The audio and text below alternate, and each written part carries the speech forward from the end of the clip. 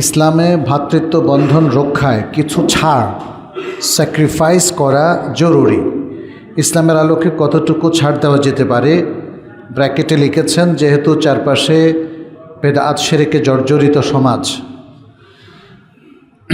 এখন আপনি প্রথমত ভ্রাতৃত্ব বন্ধন তো ঠিক আছে, ইন্নামাল মুমিনুনা ইখওয়া, আল্লাহ তাআলা কোরআনে বলেছেন মুমিনরা পরস্পর ভাই ভাই, অতএব এই বন্ধন রক্ষা করাটা তো ফরজ। এখানে স্যাক্রিফাইসের ব্যাপার না, ভ্রাতৃত্ব রক্ষা করবেন, রক্ত সম্পর্ক হলে সেটাও রক্ষা করবেন, আর দ্বীনি ভ্রাতৃত্বও রক্ষা করবেন। কিন্তু কোনো ব্যক্তি যদি কোনো অপরাধ করে, ভুলে সম্পৃক্ত হয়, সেখানে ছাড় দেওয়ার অথরিটি কি আপনি? ছাড় দেওয়ার অথরিটি অর্থাৎ কর্তৃত্ব কি আপনার হাতে? যেমন একজন চুরি করলো, তাকে ক্ষমা করে দিতে পারবেন আপনি? একজন খুন করলো, তাকে ক্ষমা করে দিতে পারবেন আপনি? ছাড় দেওয়া বলতে গেলে কী বোঝাচ্ছেন? একজন লোক বেদাত করলো, তাকেও কি ক্ষমা করতে পারবেন আপনি? চুরি করলে দুটো দিক, একটা হলো এর অপরাধ, তার শাস্তি, এটা হলো রাষ্ট্র, মুসলিম রাষ্ট্র, মুসলিম শাসক। আর এটা দ্বিতীয় দিক হচ্ছে চুরি করা যে মহাপরাধ, শাস্তি দিবেন কে? আখিরাতে আল্লাহ। তাহলে দুটোর কোনোটাই তো আপনি না, অতএব আপনার এখানে ছাড় দেওয়ার প্রশ্ন আসে না।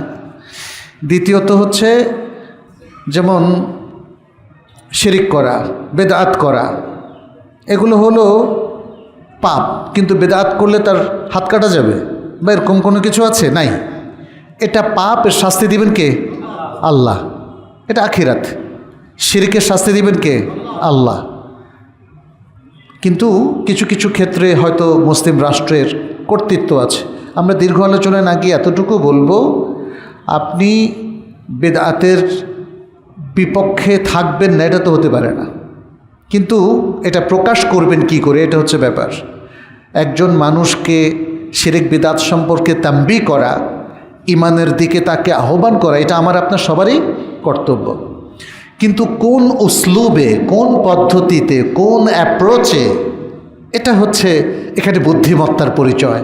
এখানে আল হিকমাহ ওয়াল মাউইযাতুল হাসানাহ, যেটা কোরআন বলছে, উদউ ইলা সাবিল রাব্বিকা বিল হিকমাতি ওয়াল মাউইযাতিল হাসানাহ ওয়াজাদিলহুম বিল্লাতি হিয়া আহসান। তিনটা তরিকা বলেছে, প্রজ্ঞার সাথে এবং সুন্দর উপদেশের সাথে এবং সবচেয়ে উত্তম পন্থায়।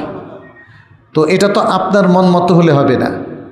আপনি বলবেন বেদাত ইজ নো প্রবলেম, এটা তো কম্প্রোমাইজের বিষয় না, এবং এটাও না যে আপনি স্যাক্রিফাইস করে দিলেন যে ঠিক আছে তোমরা বেদাত করতে থাকো, আমরা কোনো মাইন্ড করব না। আপনার মাইন্ড করারই বা কে?